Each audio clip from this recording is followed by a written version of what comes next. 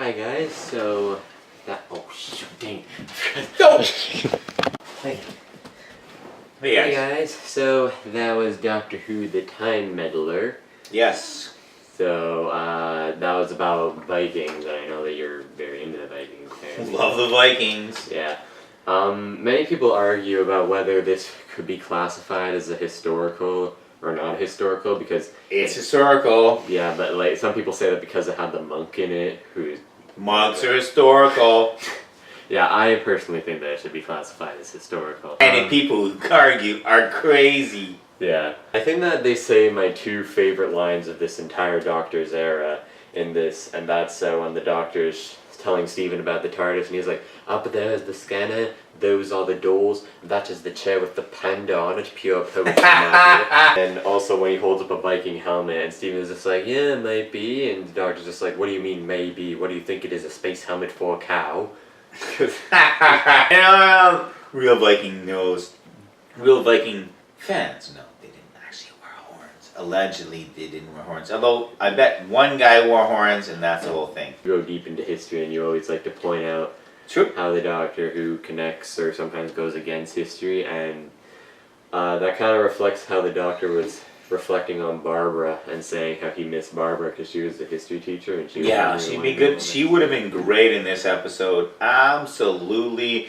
We have things are missing that could have been brought up. We have Stamford Bridge, the greatest single fight against untold odds, and then we have this massive march down south to fight in the 1066 Battle of Hastings, and then who knows what history would have been like if the English soldiers were able to meet the invaders fresh, right? They were up north fighting the Vikings instead of down south fighting the Normans. We like to keep track of every time that the Doctor says, we have a tally chart that we keep track of. All right. But basically, I'll show it to you in depth in a later episode, but we keep track of every single time the Doctor says, like right now it's like in like 200 and something. Yeah. But I found weird in episode 4 because he seems to be like saying like 5 times a sentence, and then all of a sudden in the second half he just stops. Nothing. He doesn't say no reference to it at all. Yeah. In the monk's TARDIS, you saw a statue. Who's the monk? Yeah. You saw a statue and you thought that might be a weeping angel for a second. I thought that was pretty. He said he'd been collecting a bunch of things, and not only was it a statue very similar to the weeping angels, it was a statue encased in gold. So could the weeping angel, if encased in gold, not be able to act, or bronze or some type of a covering, not able to access because maybe the paint's covering her eyes or whatever, right? Yeah. So that was interesting to me. I was wondering whether it was a weeping angel and he captured one. I can't imagine any other reason why they kind of just passed by. This has been referenced a little bit before in earlier episodes, but this is one of the first episodes, I believe, where the Doctor clearly states that the TARDIS, like, he doesn't state this, but he claims that the TARDIS is like, he doesn't state that's indestructible, but he like hints at it when he says that the TARDIS like getting covered by the tides wouldn't affect it at all, and it would still be there. Don't worry about that. Don't worry about that. Yeah. Yeah. The way they defeated the monk was by the Doctor kind of hacked his TARDIS and made it so that the inside would match the outside. It's a good way of defining it, but the actual term, the device that he took was the dimensional something. Dimensional widget. I'll put a caption up. I'll look it up and I'll put a caption up. The time and space and dimensional, whatchamacallit. Yeah. I felt like the monk could just easily, like, if he tried to, like, really, like, squeeze in, I mean, like, it'd be an uncomfortable ride, but he's not, like, stuck there. If he tries to, like, squeeze in and maybe, like, just flick the switches with his fingers. Yeah, I'm not going to be stuck in 1066 my whole life with the idea that I could maybe really go in. But if he does go in, it looked like he possibly could have squirmed his way in there. But the Doctor did promise maybe he'd come back and help him out. Mm-hmm. So you gotta wait a little bit before you squeeze in, I guess. Yeah, we'll only have to see if the monk comes back one day. Alright. Who's the monk? Is he another Time Lord? Or is he a guy who's jacked the Time Lord's machine when the Time Lord's out? Could you squeeze in and then go to a time where you'd actually get a dimensional translator. Yeah. Get back in business.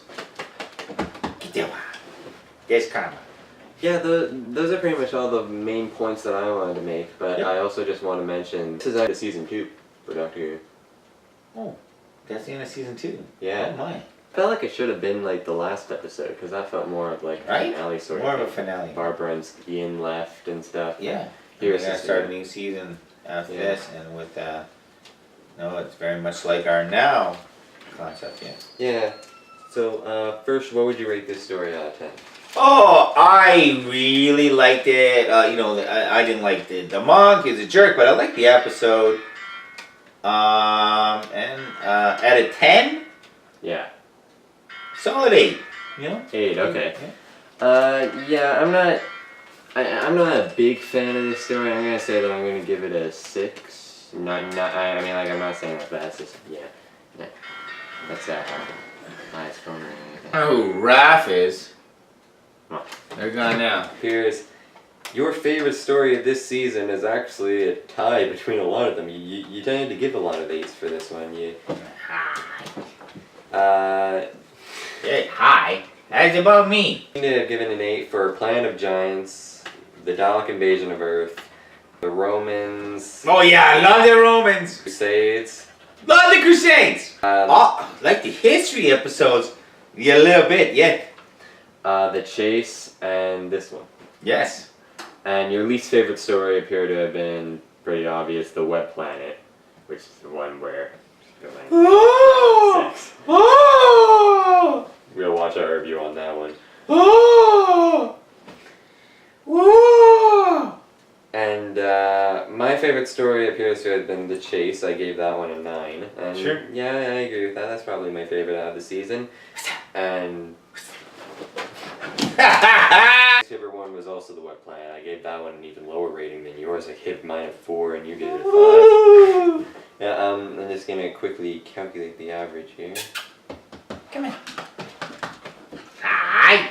Hey, buddies. Okay, so your average rating for this season appears to be a 7.5. Nice. Good season. Yeah, and mine appears to be 7.2. So we were pretty close on that one. Yeah, that's awesome. All right. Yeah. Thanks for watching. I think Yeah. we're good. Yeah. All right. Thanks very much for watching. Please subscribe. Help a brother out. See you next time with Galaxy 4. Goodbye.